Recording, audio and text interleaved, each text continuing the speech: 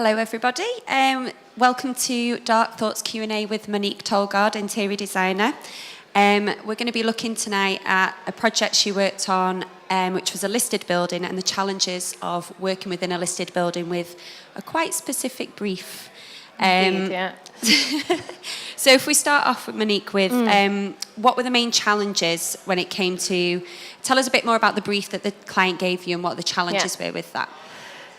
So I think the challenges for me were very well summed up by one of the contractors that was unsuccessful after they put their tender bid in. And he looked to me and said, I just hope the clients are happy with their crooked house. Right, okay. So very design conscious, exacting clients who had bought a period building that was 200 years old with a lot of historic fabric that we couldn't straighten, and nor should we, right? As interior designers working in one of the most beautiful architectural landscapes in the world, we have a responsibility to meet our client's brief, but also to work within our remit.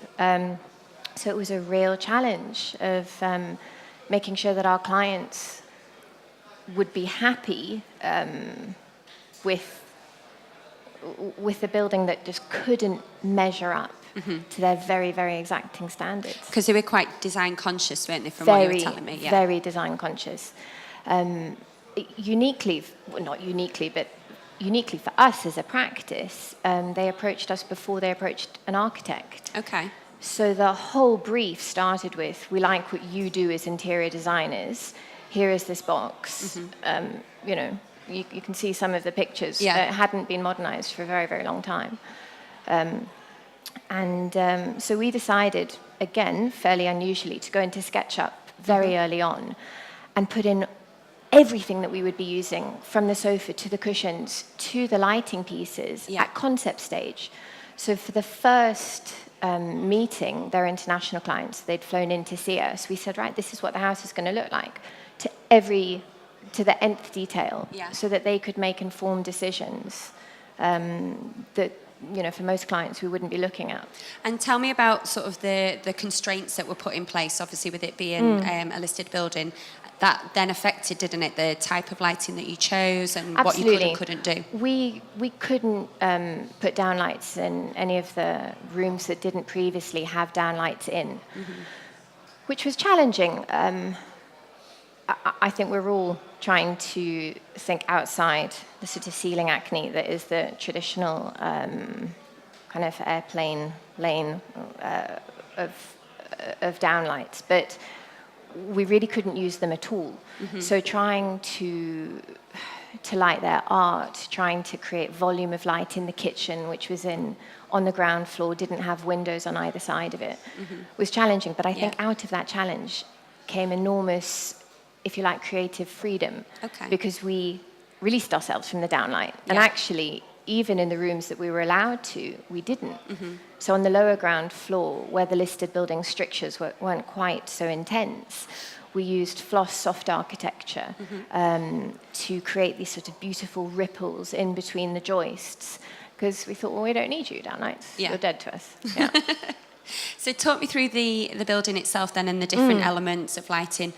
You can see them up on the screen.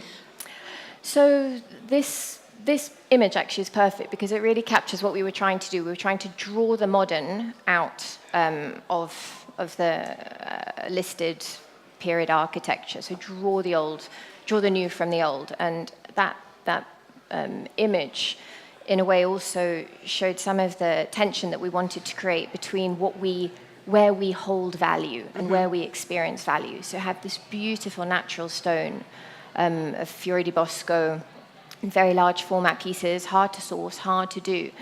And then this contemporary monolithic Korean bath sort of emerges from it.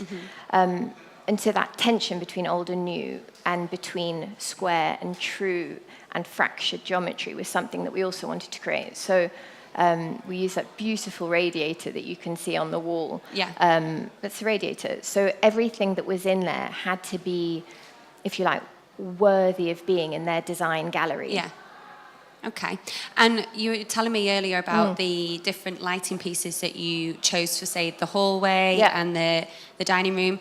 Tell me about a bit more about why you chose those specific pieces, what you actually chose for the space and why. So we can see here, that slide was showing the pieces that we chose for the hallways, which can be quite dull. They're not perfect places to show works of art because you only experience them really from about a meter away maximum. So we used Raymond by Moy. We used the origami from Vibia, and that beautiful rhythmic piece from Vibia as well, which is a sort of a movable sculpture in the hallway. It sort of draws you in to create, if you like, light and shadow patterns in these spaces that would also then disguise any crookedness. Yeah. Because Any the flaws. Any flaws. Any beautiful exactly. flaws. Drawing the eye, if you like, to the sort of rhythmic geometry and away from anything that wasn't perfect. Okay. And obviously, with the kind of building that it is, traditionally they would have had chandeliers, you would have had large-scale lighting pieces. How did you sort of take that idea and then turn it into a modern idea? Did you use more modern takes on chandeliers, for example? Exactly. Yes. So in this is the wrong kitchen image. In the kitchen, we went for volume of light. Yeah. So where they had track lighting before in the kitchen, obviously to not pepper it with downlights, we used this beautiful piece from Vibia, which is very modular, very customizable, called Link XXL, and I've used it on many other projects because I love how you can create these sort of sculptures from it. So functional sculpture. Then in the key rooms, in the dining room, in the 2 reception rooms upstairs, we really tried to take pieces that you would sort of recognize. Yeah. So the Agnes from Rowland Hill reminds us of that traditional glass sculpture, but it's so contemporary. Yeah. These sort of blades of light that slice through, the more square proportions of the rest of the room. Functional sculpture. It was one of the red threads or the creative DNA that we drew through the project, that every piece, whether on or off, had to stand up to their, if you like, design standards. Yeah. And did the client have any role to play in choosing the pieces, or were they quite happy with your initial choices? Tell me about that side of it. The hallway we went back and forth on a lot. Yeah. Agnes was one of the pieces we decided on really early. The cabinets, the dining table, they were wonderful clients because they absolutely knew their mind. And if they didn't love something, you had to keep going until it was perfect. And then actually we all felt relieved because it sort of followed the red thread. Exactly. Okay. And in terms of what the lighting brings to the space, because you couldn't use any architectural lighting really, it was predominantly decorative. Yeah. How do you feel that sort of adds to the interior design? What does it bring in its very own moody. right? Yeah. It's very moody. And I mean, again, does it disguise the non-square corners? I bet it does, actually, because we create these little pools of light. We don't flood anywhere.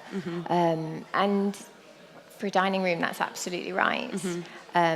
For a living room, I wish I'd used, maybe a couple more task lights. I really hope they don't want to read on one of their sofas because they're not going to be able to. Yeah, exactly. So looking at that, is there anything is that what you would change then if you could go back and do it again? Absolutely. Yeah. I would interrogate the reception room harder. We chose a beautiful piece from Apparatus. It was the first time I'd used them. They were really new to me from their studio in Brooklyn. And it's this sort of cloudy, hand-blown glass. It sort of speaks of that sort of hand-blown, handmade industrialism set in this room. You can see on the right-hand side the trapeze or high wire. So we just all fell in love with it. And I think we almost sort of, pencils down, we're done. Yeah. And I needed to think more. So actually, as the design evolved, we added some pieces from Brocus, we added some lovely floor lights, we added uplighters. But when I'm in there, I feel that I want a little bit more warmth. Yeah, so I probably would have rethought how to do that. Yeah, I guess in an ideal world, you would have had the combination of more architectural and the decorative to support, wouldn't you? Yes, so, exactly. But because in the TV room, it's okay because, again, we have those LEDs, so they add a little bit of oomph.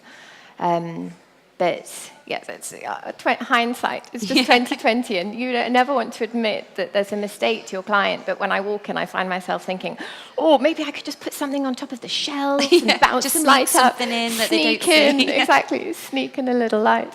Okay. Yeah. And in the bedrooms, was the lighting? How did that work then? Because The obviously, bedrooms, we were allowed some downlights. Yeah. So we had some lighting in the joinery as well. That was in the master bedroom.